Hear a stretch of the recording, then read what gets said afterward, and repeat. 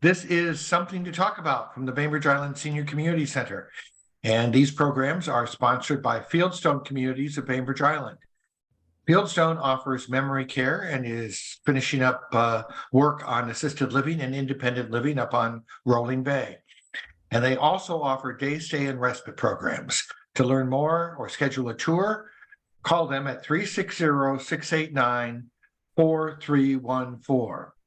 I'm looking forward to today's program. We're going to talk with Diane Hutchins about a couple of different shows that she's done. But before we start, I would like to acknowledge that we are gathering on the ancestral homeland of the Suquamish people, the people of the clear salt water who've lived on the Salish Sea since time immemorial.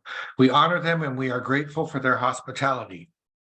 So every month, the Bainbridge Island Photo Club, our colleagues who meet here once or twice, sometimes 3 times a month, stage a little program on the ledge, as we fondly call it, which is in our lobby atrium area.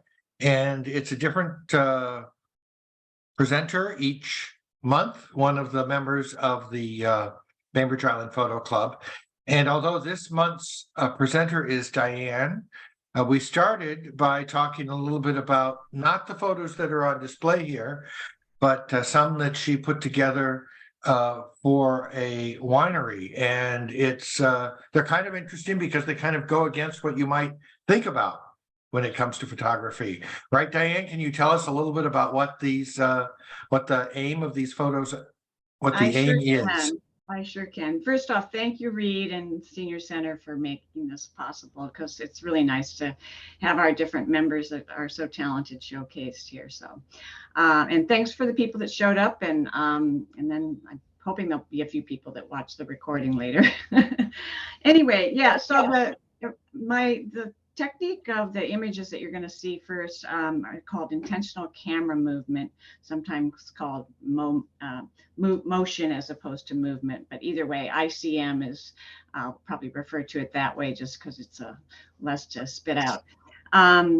Yeah, and it's a really interesting thing, and I got inspired to try this, and I'll go into more what's involved. But we had a couple speak at our photo club, Lisa and John Merrill, and they talked about ICM, and it was just such a great presentation, and they were having so much fun with it. They do a lot of different types of photography, but that's what they were doing a presentation on. And there's a couple of members in our club that have done it. Colleen probably would be the one that I most enjoyed. She's just a wonderful photographer, and I thought, this is something I really would like to try. And then the Northwest Camera Club had one of their guest presentations was a guy called Dennis Ducklow, and he got me even more enthused because he just explained a lot of techniques that he uses. And so anyway, I just got really interested in it. Now, are we going to start at 1, or is that, I mean, I guess we can start anywhere, but I think that's 1, isn't it? Well, not according to what I have. It doesn't really matter, but there's let's see.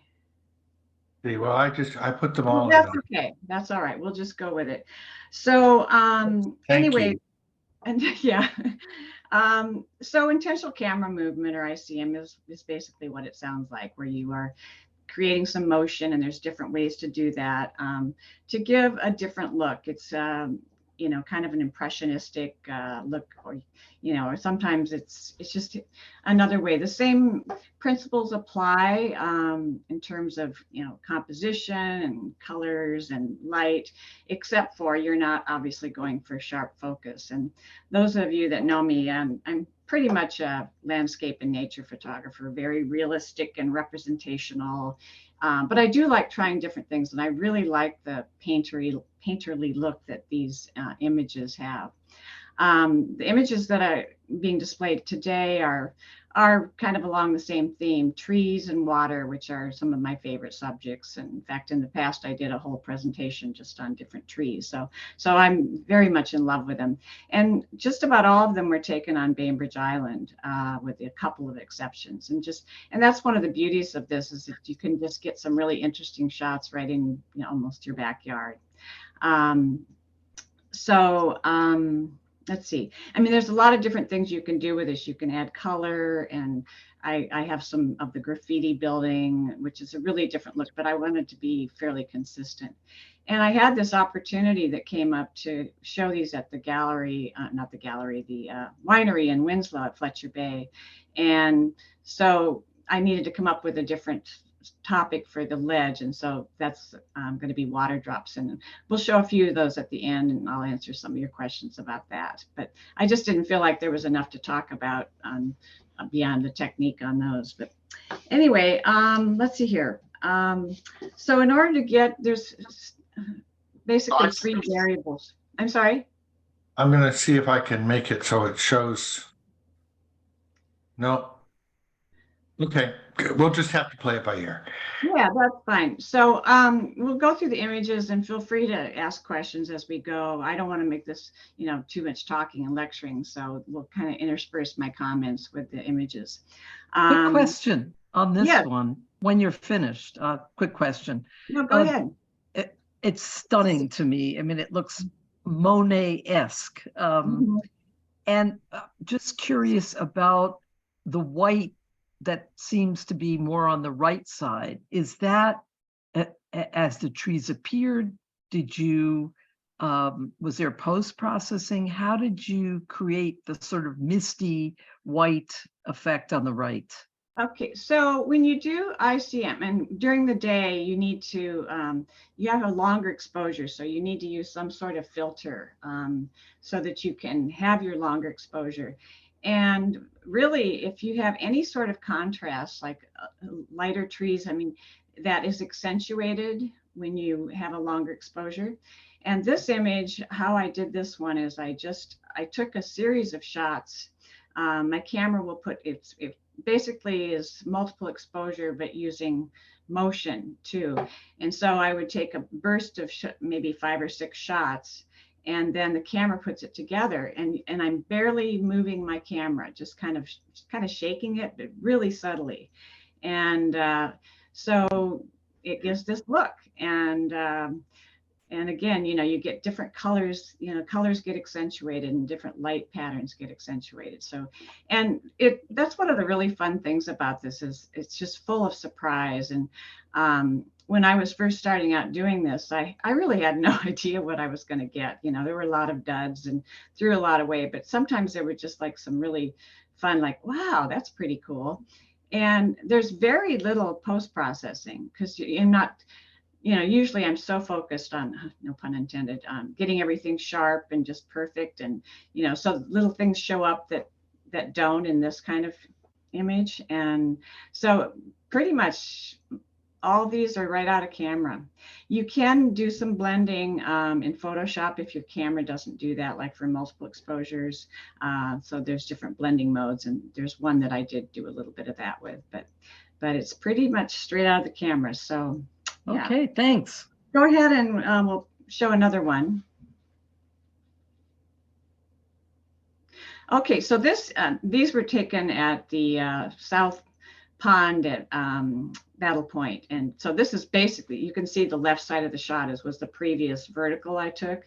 And this is just another example. And I pretty much use the same technique. And this works really well because there were still some fall colors. And so you've got that color contrast and the light and the reflection. So, and people will say, oh, that looks like a painting. And, that's kind of what you're after. So it's kind of a compliment when somebody says that.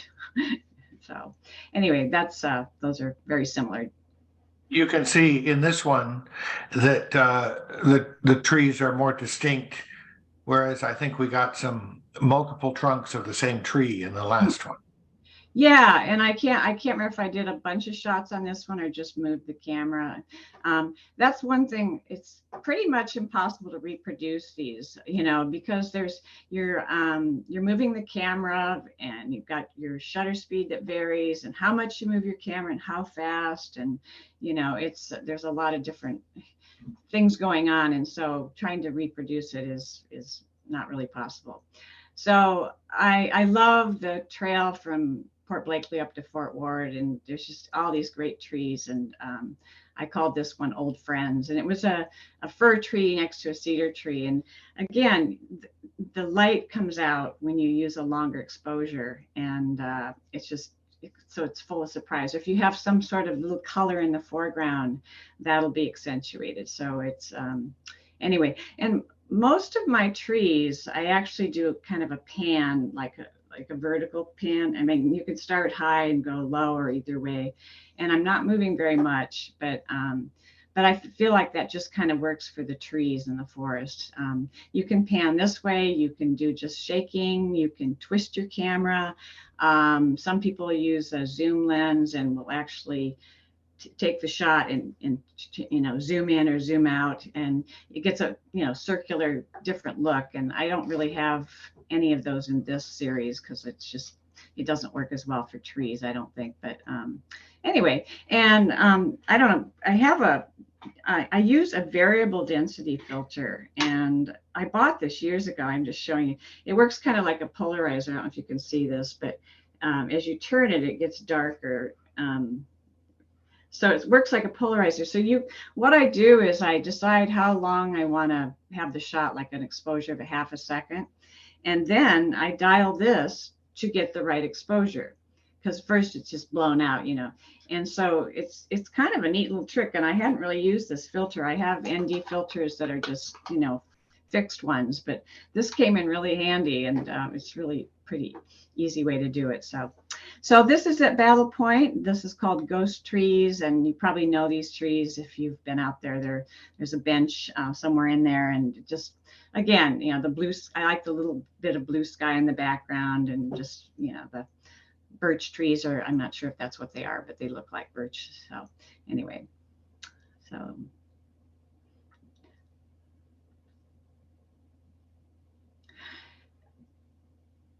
Okay. All right, so this is one that's a distinct double exposure. I took the trees first, and then I took kind of a close-up of these blossoms, and then my camera merged them, and this is what I came up with.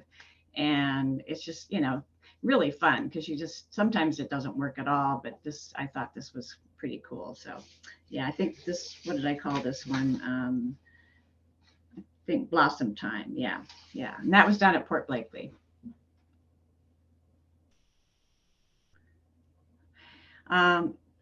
Again, Port Blakely, this is the back bay where the tide comes in. And I go here all the time. I just love this scene. And this is another one where I think I took a number of shots and just barely moved my camera. And so it's you can overdo it so you can look at these and get a little dizzy, but hopefully that you go for something that just kind of looks painterly and works. So there's a lot of throwaways in this. This does I'm sorry. No, go ahead. This does reflect sort of the moodiness of the sky, and it feels like a day quite unlike our very sunny day today, sort of misty, and that's covered by that's enhanced by the ICM. Yeah, well, I called this Somber Day, and this is my favorite kind of landscape. I love dark clouds, and I like light coming through with a dark sky in the background, and the foliage on the left there. That's really what draws your eye, and I just thought that worked really well. And again, it was even more so with the longer exposure. This is just some ferns, and I call this dancing ferns, and the light was coming through the forest in just a way, and I thought, this could really work. And so I, same thing, I barely moved the camera and just got these highlights on the ferns. This is another double exposure. Again, trees with, I think they're forsythia blossoms. I took this at Bloedel, and they kind of look like bees flying around, but I didn't name it. I think I named it Blossom Time, or with, I've forgotten what I did on. No, Scattered Gold, I called this one. Yeah. Yeah. So anyway. This was taken actually on the Oregon coast. So this is one that wasn't taken locally. And I just did a simple pan, you know, along the horizon. And what I love about this is I just love the lines and the colors, and it's simplistic, it's simplicity, and just I don't know, just really appealed to me. Very easy to do. Very easy to do, but you don't know what you'll get. Yeah, but you don't know what you're going to get. Yeah, I mean, there were some that worked and some that didn't, but yeah. And then I wanted to say, you know, I'm pretty new to this. It's been a lot of fun, but I'm trying and learning to be more intentional, even though it's, you know, kind of surprises.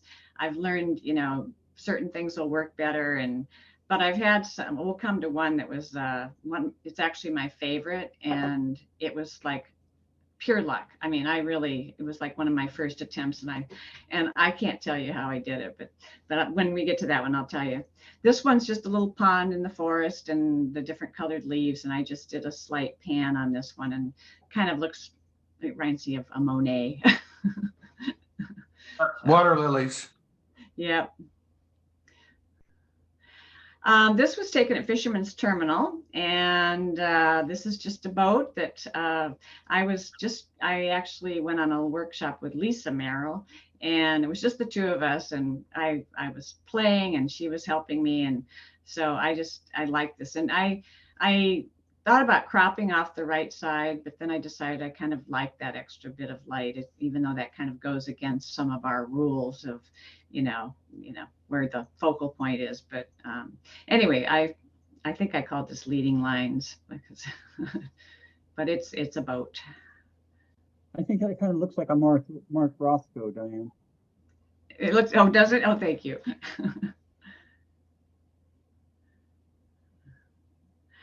Okay, and this is the other one from Fisherman's Terminal, and this is just a sailboat. And I did kind of a lateral pan, and the reflection of the water, the blue, and that was just the hull of the boat, and just very simple.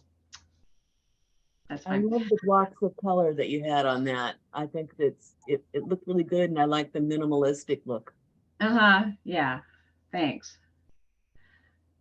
So this is taken our dock, you know, and I just the boathouse there. It's such a hideous looking thing, but it was lighter color, so I thought, well, this could work. And so, again, very subtle movement, and I like the lines of. And there's another one that goes with it that's more of a close up of the pilings and those cross pieces. So, and I don't know if that's going to be next. Yeah, there it is. And I really like this one.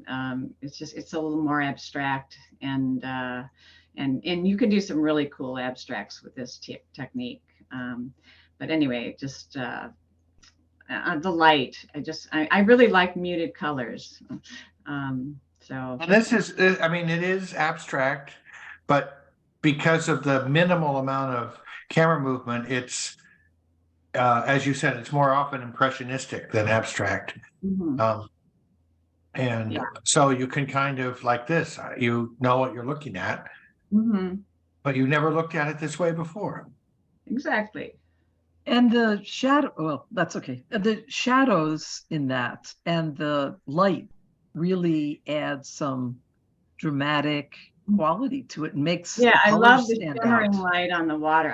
I take a lot of photos of the water and the reflections, and it's just amazing to me the colors you get. And sometimes I really zoom in on it, and sometimes I have something else like pilings. But yeah, I have a lot of fun shooting off of our dock.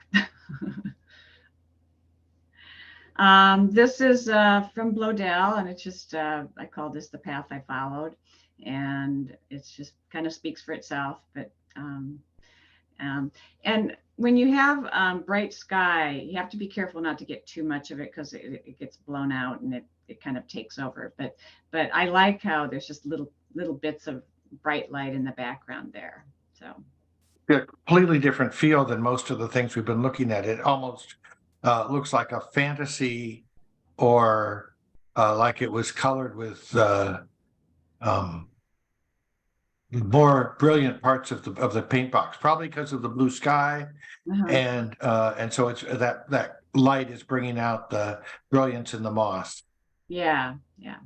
It There's could be one a, color s- out it could there, be a there's- scene from Fantasia. Oh yeah.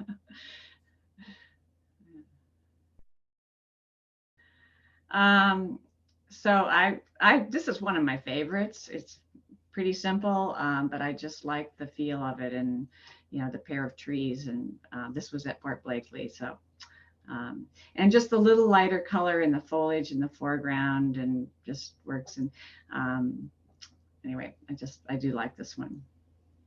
And the difference in the texture at the bottom of the picture to the top. Yeah, and that's another thing I should mention. Sometimes I think I probably was moving the camera more at the beginning and then kind of stopped when the shutter was still open. And so you get different looks that way, where something's more in focus, a part of it, compared to another part. And I'd like to say I did that all intentionally, but probably not. To me, it's most amazing, Diane, is all of these, but this one in particular, you can see the brush strokes. Absolutely brush strokes on this, as if it was painted. It's amazing. Well, I've gotten, this has been a favorite feedback I've gotten. So, Oh yeah, this is amazing. yeah, thank you. Yeah, it's really beautiful. And this was at Lodell, and again, I like the light in the background from the sky. If you get in really close, they look like little squiggle lines, which is kind of fun. But anyway, I like the feel of this, just being out in the woods, and so.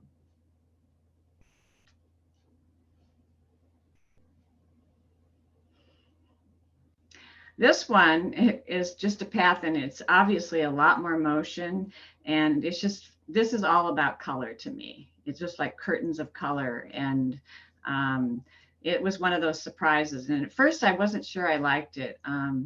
When you're looking at it on the screen of your camera, and lots of times you think this is really something, and then you get it up on the big screen and you go, oh no. And the opposite can be true too.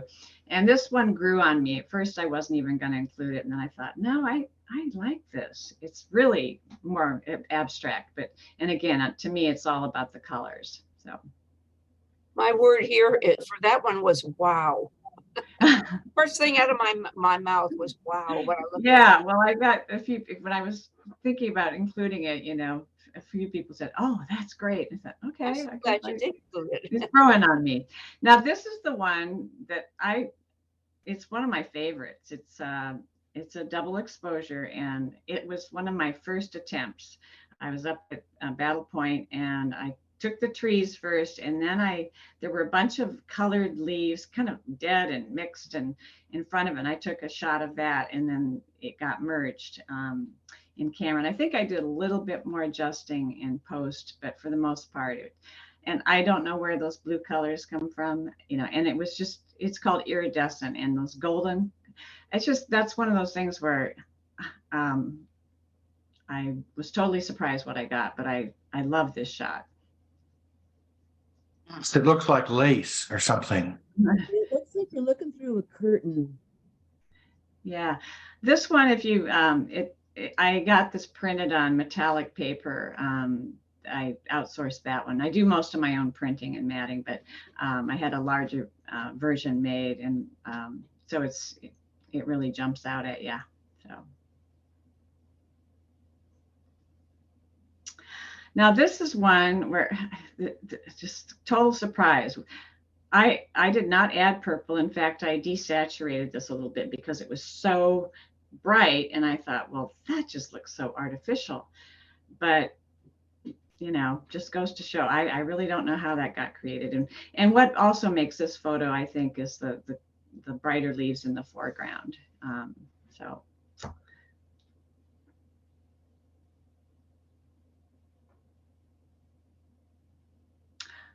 Okay, that was them. Yes, that's a lovely and unusual grouping, and I really appreciate you sharing them with us. And Oh, and I'm is the show over at the winery? no, it's up through the end of May and maybe even a few more days. It just depends on, they were having a little trouble finding another artist. So, but definitely through the end of May. So, Okay, well, that's worth popping in and seeing. yeah, yeah, And then they are. you're gonna show what's up in our lobby Yeah. now, if we can So figure this out. when I put these up, I thought, I don't really think I want to do a talk on these because, other than the technique, what am I going to say? But a lot of people have just been really interested and really like them, and they're very fun, totally different from what I usually do. So let me see if I can make this work here. Our club had a kind of a workshop last fall about some ideas for ways to keep yourself busy on a rainy day, and I was one of the presenters, but Bob and another member did water drops, and Bob, who's here, he did one just, it's very hard to capture these, the timing, but he had some great ones. And then there's Glenn had this device called a Pluto trigger and valve, where you can actually lock in the timing. It's a pretty steep learning curve, but when I tried to do it Bob's way, I had hundreds, and I thought, this is just not working. So I decided to invest in this little device, and I have had so much fun with it. And so this is most of the goal of the ones I'm showing are showing what's called a collision between one drop and then another drop landing on it at just the right time. So you get these different, shapes that, where they're colliding together. I use different colors for the background, and then the actual water that's coming out of the valve is colored. You can add cream to it to get a milky look, or there's a lot of different things you can do. And then the water itself, where it's dripping into, is just plain water. And it's hard to get the dish just the right shape because you don't want to have that in the image. But as you do it, there's more color added to that water. So that's how I think you get these other colors that are not really the primary ones used. So anyway, so we can go to the next one here.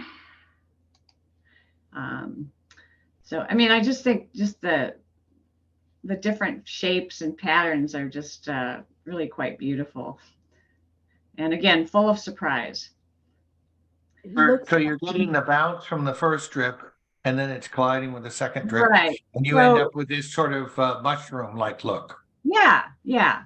And what the Pluto valve and trigger, the flash is what captures it. And there's a couple different ways to set it up, but I have my camera on a longer exposure, like 2.5 seconds. So I open the shutter on that, and then I go to there's an app on your phone, and you click that, and that's when the flash and the drop are synced after a lot of trial and error.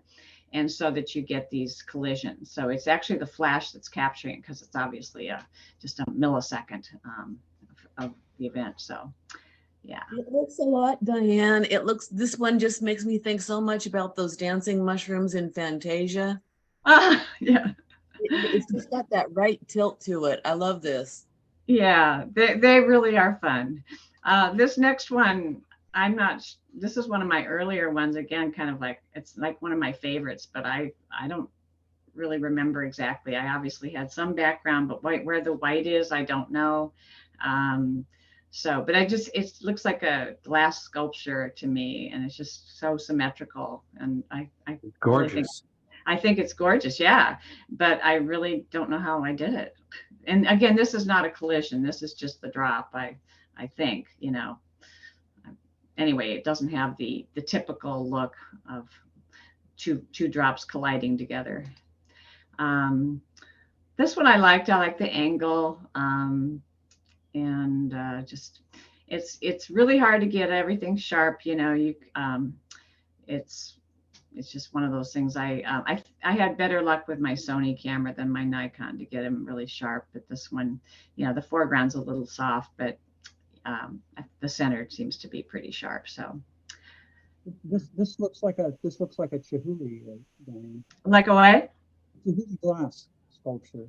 Chihuly glass sculpture. Oh yeah, yeah, yeah. It's a little hard for me to hear you, Bob. I'm not sure why. If that was Bob. I should have put up the external microphone. Sorry. Also, are these taken with a macro lens, Diane, or a Yes, telephoto? thank you. Thank Macro? you. I meant to say that. Yeah, macro lens really works best. And getting it just right so you don't, you know, the right position, getting the flash. I tried using 2 different flashes on some of these, but I found that it just kind of washed it out. So one flash just kind of aimed at an angle kind of to the background. And then I had a white reflector on the other side. So, but you're pretty close, but if you get too close, then it's really hard to get the focus right. So, but yeah, so there's a lot of playing around and, you know, before you get to this point. This is one I just thought was fun, just the layered colors. And I like how the water looks in this. It's just like milky and just kind of perfect. And this is one kind of a crown. And I should say, I did a fair amount of post-processing in all these because there's a lot of extra drops and kind of messy stuff that I didn't want in there. So I did spend a fair amount of time cleaning them up. And it's like sometimes there might be an extra drop up here, but I don't like it. So I a lot of manipulation on my part to get to this point on a lot of them anyway. So you're removing the unnecessary. It sounds like more. And are you also doing things with color or not? No, not really. Maybe, yeah, if the exposure's off a little bit, but no, I really didn't play around with the color. Other than maybe I did a little bit of change the luminosity of different colors to bring out the details more. But other than just cleaning up, I didn't do much post-processing. And I just like the different shape of this one. And then, like, I really don't know how these shapes show up. It's kind of a mystery. This is it kind of speaks to the idea that there's all this complexity all around us that we can't see because it's too fast. Yeah. This is one of my favorites. It reminds me of a jellyfish, and I don't know, it's just really sharp. And I did have a little bit of cream in the water for this one, so that's why you see a little bit of a milky appearance to it. And then this one, this had more cream, and I don't know, this one's so different to me, and color, kind of odd colors together, but I like them. And so. How do you get the different colors in there, Diane? The color of the is the background. So I tried, I don't know how I got 2 there, why that happened. Well, I know, but the pink one here, how did you get the pink in that one? It was the color of it was a darker color, but then I added some cream, so it kind of got to be a pink color. And that's the color of the water that's in the funnel or the valve up above that's dropping the drops down. And the color of the rest of it is really from the background color. And I swapped those out with different, I ended up using these vinyl squares because there's a lot of splashing going on. And I tried some wrapping paper that was colorful, but it would splash on there. And then basically you couldn't use it again because it had all this mess on it. So that was some kind of a fun discovery. So I have all these really different bright colors I can put in the background. And then this one is just 1 drop, but I just thought the colors in this were really cool. Like one of those unusual marbles or something. Then yeah. And then, like this green, I don't know, probably just from a mixture of the 2 things. I don't know, and just different background, and here's another color. And This is New Year's Eve, I think. yeah. Yeah, I didn't even try to name any of these. It's just like so similar. So again, just showing different colors. And then this last one, I just had a black background, and I just thought it looked like a jewel coming down. So, so I don't know if that's like a extra drop or a third drop, but anyway, I don't, because there's obviously a collision going on here. So, but I thought that looked cool, so I left it in. So that's them. Thank you very much. Yeah, any questions? They're beautiful. It looks like it's so interesting and engaging. It looks like a glass blower. Yeah, they it do. has that delicate kind of quality and such texture. Just fantastic. Yeah, I had a lot of fun. I spent hours, you know, and I'm not crazy about going out in the winter and photographing in the rain. So it really was fun. And I've told people if I never pulled out this device again, I still got my money's worth, you know, because I have hours and hours of entertainment. But I will do that again. And anybody that's interested and wants to know more detail or come over and do it with me, would certainly welcome that. It's a lot of fun. So Diane, your background colors, like if you had squares of vinyl, Uh-huh. is that placed underneath a glass pie plate or something, or? No, I just basically had it shot. I mean, I actually had a black background for a larger area, and then I would put the colored, it's like 12 by 12, kind of right on the edge of the pan. And so it's kind of leaning against the wall. So it's just vertical, just perched there. So very interesting. Thank you. yeah, you bet. And I did use a few of them. I had a filter on my flash to add another color, but for the most part, I didn't do that. I just kept it pretty simple. It's really fun, Diane. Thank you very much. Yeah. Oh, thanks. Well, thanks for the inspiration, Bob and Glenn, who's not here, but yeah, it's, I'm not sure I would have thought to try this otherwise. And I did do a lot of reading, you know, once I kind of got into it, because there were some frustrations, you know, like, why can't I get the timing right? Or how come this doesn't look as good as I'd like? And so there's quite a few YouTubes out there that you can watch and learn from, but it's just, you just got to put the time in. Like so many things. And I'll just close by saying that if you're watching this on YouTube later and you're interested in finding out more about the photography group that meets at the Senior Community Center, go to biphotoclub.org. And all your meetings are there and information about what's coming up. And you're a lively and active group. We're glad to be working with you.